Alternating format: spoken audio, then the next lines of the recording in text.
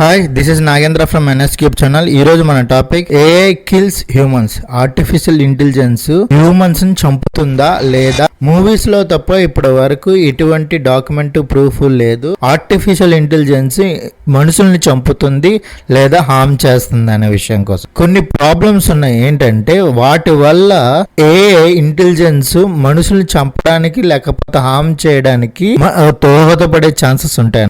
Number 1 programming floss, number 2 human error, number 3 theoretical risk, 4th mitigating risk.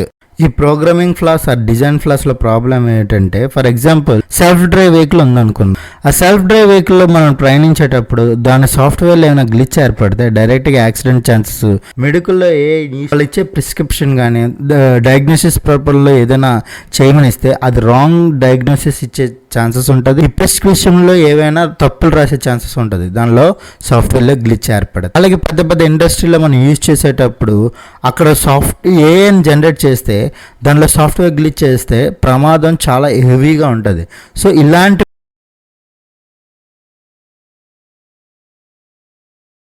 పడుతుంది human error. ఈ human error ఏ powered టూల్స్కి మనం సరిగ్గా అంటే సరిగ్గా ప్రోగ్రామింగ్ చేయలేకపోతే మనకి ఈ ఫస్ట్ మనం చెప్పుకున్న డిజైన్ ఫ్లాస్లో ప్రాబ్లం ఏర్పడుతుంది.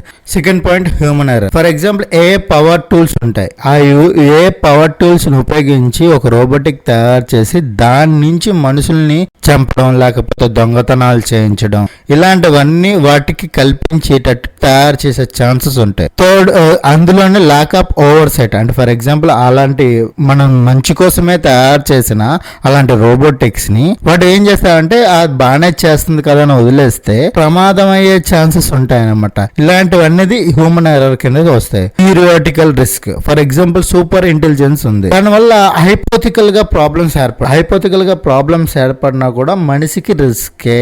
మనిషితో పాటు సమస్త భూమండలానికి ప్రమాదం పెట్టే ఛాన్సులు చాలా ఎక్కువగానే ఉంటాయి. ఆటోనమస్ వెపన్స్ ఉన్నాయనుకోండి, అవి ఏ కంట్రోల్లో ఉంటాయి, మిలిటరీలో చాలా వరకు యూజ్ చేస్తాం. ఆ వెపన్స్ లో ఏమైనా గ్లిచ్ ఏర్పడినా లేకపోతే హ్యాక్ మనము మన దేశం నుంచి వేరే దేశానికి మెసైల్స్ గానీ ఏమైనా పంపించాల్సి వస్తే గ్లిచ్ వల్ల లేకపోతే ఈ హ్యాకింగ్ వల్ల తిరిగి మన ప్రదేశాలకే వచ్చే ప్రమాదాలు, వాటి వల్ల మనుషులు చచ్చిపోయే ఛాన్సెస్ ఉంటాయి. And 4th point mitigating risk. దీంట్లో ఎథికల్ డెవలప్మెంట్ ఉండాలని లేకపోతే మానవ పరిరక్షణ లేకపోతే జవాబుదారు ఉండే విధంగా ఏఐని సృష్టించాలని, ఇంటర్నేషనల్ వైడ్ గా ఒకే రూల్స్ అండ్ రెగ్యులేషన్స్ ఉండాలని. ఇలా ఎందుకు ఇచ్చారంటే ఫేస్బుక్ 2020 సంవత్సరంలో 2 ఏఐని తయారు చేసింది. మనం ఇప్పుడు యూజ్ చేస్తున్న జెమినీ, మెటా ఏ వాట్సాప్ లోని గూగుల్లో ఉన్నవి. అలాంటిది 2 టైప్ ఆఫ్ ఏఐని తయారు చేసింది అనమాట. తయారు చేసి ఏ అనే దాని ఏ బి అని అనుకున్నాం అనుకో 2 ఏళ్ళు.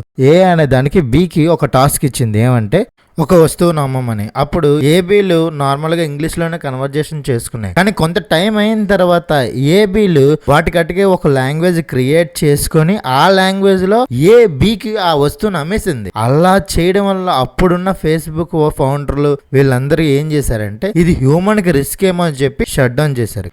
ఇక్కడ ఇంకొక పాయింట్ కూడా ఉంది, అదే సైబర్ సెక్యూరిటీ థ్రెట్స్. మిస్యూజ్ చేస్తాం ఏఐని. ఎలా అంటే హ్యాకింగ్ తెలుసు అందరికి, కానీ ఏ పవర్డ్ హ్యాకింగ్ ఉపయోగించి నీ అకౌంట్ లో ఉన్న డబ్బులు అన్ని తీసేసి వేరే అకౌంట్ లో వేసుకొని లేకపోతే ఎక్కువ డబ్బులు నీ దగ్గర వేసి నిన్ను బ్లాక్ మెయిల్ చేసి నీకు నేరాలు చేసేటట్టు వాళ్ళు ప్రేరేపిస్తారు. మీ మమ్మీ యాక్సిడెంట్ అయిందో, మీ డాడీ యాక్సిడెంట్ అయిందో, ఇలాంటి వీడియోస్ అన్ని క్రియేట్ చేసి నీకు పంపించి హాస్పిటల్ యాజమాన్యం అని చెప్పేసి డబ్బులు లాగేసుకునే రోజులు కూడా ఉన్నాయి. లేదు అంటే పోలీసులో లాయర్నో అని నీ మీద ఒక కేసు బుక్ అయిందని వీడియో కాల్ చేసి నీ దగ్గర డబ్బులు లాగేసుకునే ఛాన్సెస్ కూడా ఉన్నాయని ఈ మధ్యన చాలా వీడియోస్ వైరల్ అవుతున్నాయి. ఇంకా ఏం చేయొచ్చు అంటే నీకు ఎర్రర్ మెసేజ్లు సెండ్ చేయొచ్చు, లేకపోతే నీ సిస్టమ్ ని ఫ్రీ చేయొచ్చు, క్రాష్ చేయొచ్చు, లేకపోతే నీ డేటా అంతా కరప్షన్ చేయొచ్చు, నిన్ను బ్లాక్మెయిల్ చేసి నిన్ను ప్రేరేపించవచ్చు అన్నమాట ఏవైనా క్రైమ్ చేయడానికి లేకపోతే నీ దగ్గర ఉన్న డబ్బులు మొత్తం లాగేసుకోవడానికి. ఇప్పుడు ఇండస్ట్రీలో పెద్ద పెద్ద ఇండస్ట్రీలో రోబోటిక్స్ ఉంటాయి. అంటే వాటి అన్ఎక్స్పెక్టెడ్ దాన్ని హ్యాక్ చేసి అన్ఎక్స్పెక్టెడ్ బిహేవియర్ చేయొచ్చు.